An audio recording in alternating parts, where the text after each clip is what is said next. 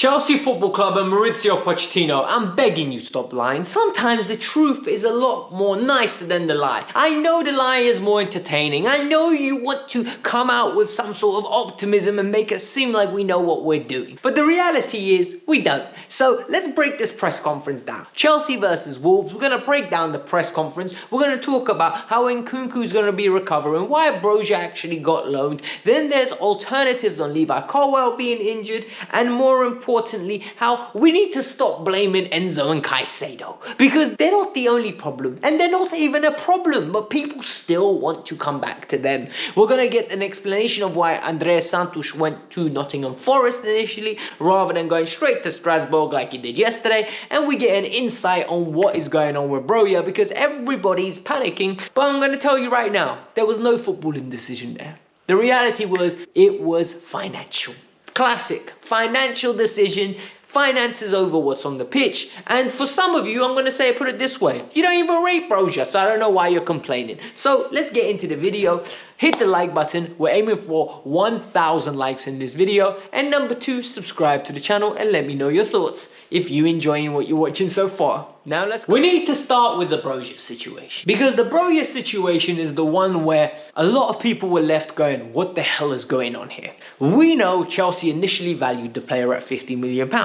As the transfer window went on, they realized, hold on, no one's going to even pay that kind of money. I think the Mount Havertz money got to their head. I think they believed like they can just highball everybody and all of a sudden people are going to pay.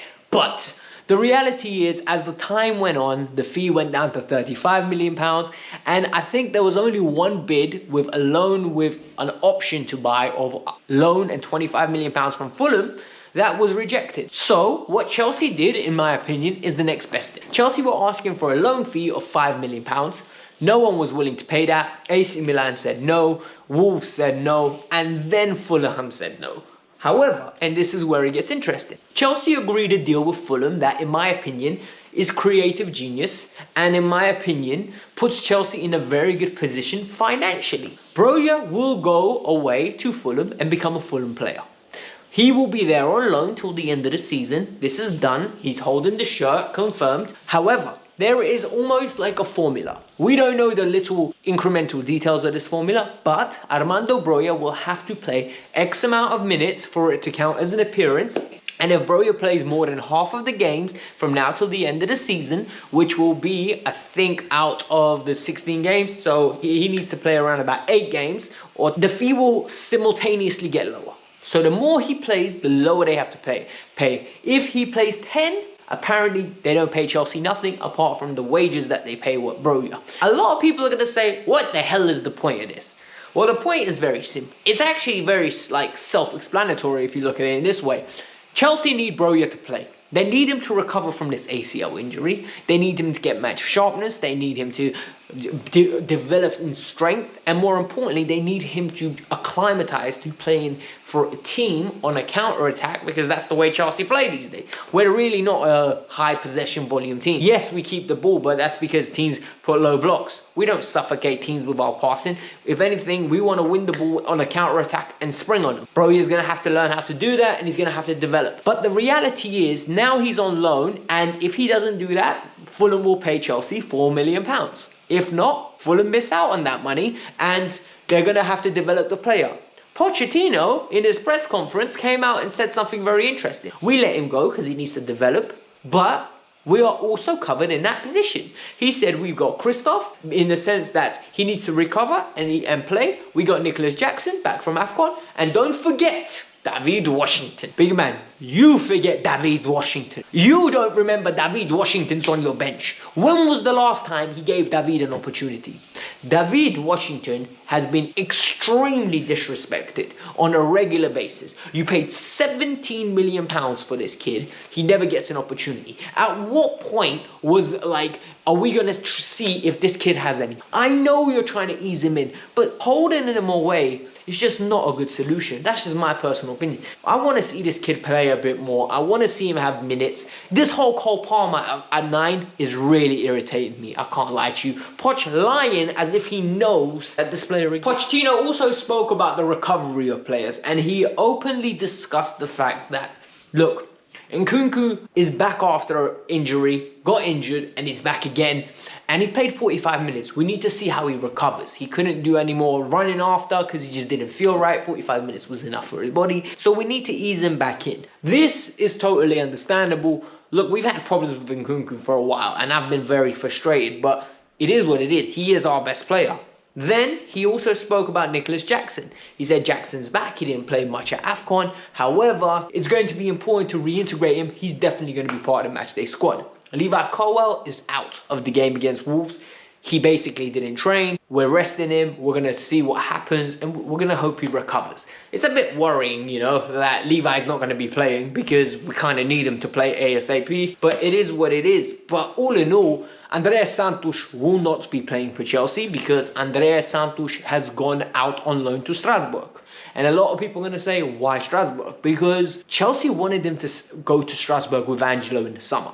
It's what we were calling as a fan base on this channel. I was literally all aboard that trip. I was like, send the two of them together, make sure they're roommates, make sure they're living together. They've got that support mechanism amongst each other in a different country, in a different language, but at the same time, they're learning from Patrick Vieira, they're playing competitive football in the French league, and we know the translation from the French league to the Premier League is very good. It's evident there. There have been multiple players that have done it. They've acclimatized to the league and they've developed and come in and hit the ground running. So do that. However, in the summer, the rumors are that Santos's individuals, such as his agent, his family, thought it was best for him to stay in England, thought it was best for him to go to Nottingham Forest.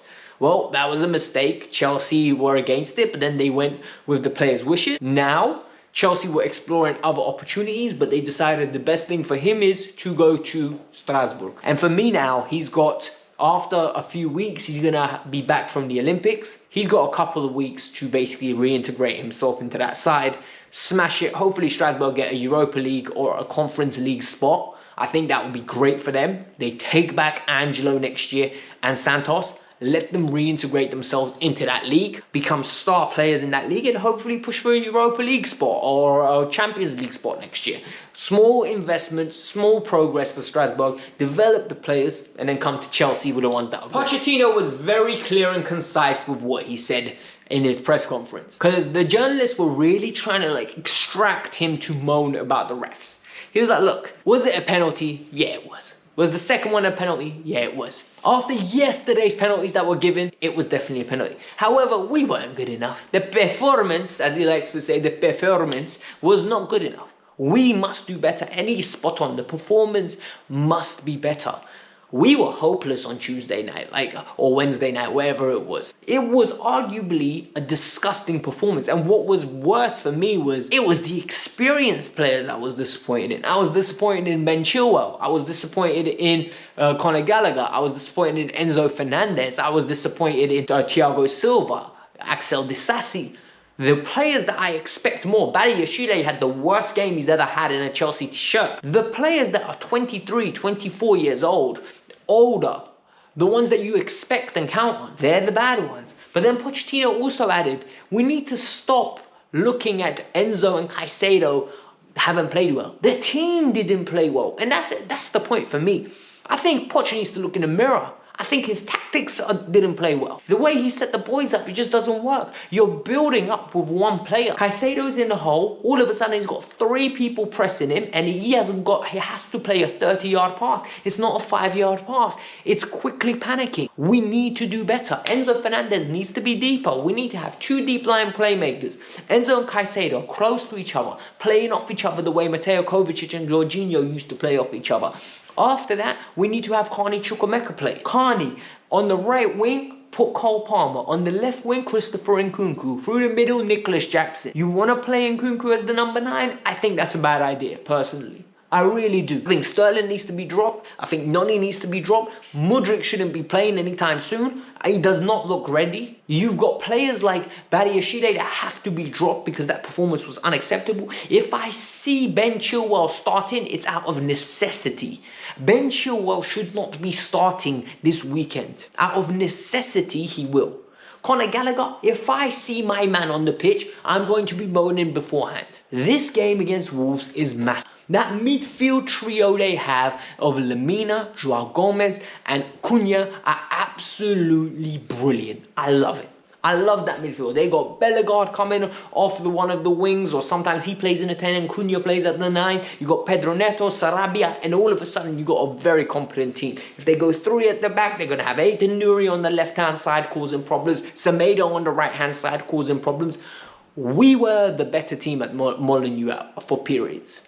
We need to win at home. Our home record so far has been a lot better. We need to start learning to win away from home, and we have to beat them, and then we have to beat Palace away, because then we got Manchester City away, and then we can work on that from there, because otherwise we are in serious trouble and questions will be asked about Pochettino. I've said this on many occasions. I've said this religiously.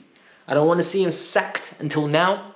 Sack him after the last game. Regardless to how we finish the season, we can finish the season 5th, have Champions League football, I still want him sacked. And the reason I want him sacked is very simple. I don't think he utilizes our best players. I don't think he is the coach for this team in the long run. But it is what it is. Hit the like button, subscribe to the channel, let me know your thoughts. Peace out, I'm out, have a lovely day.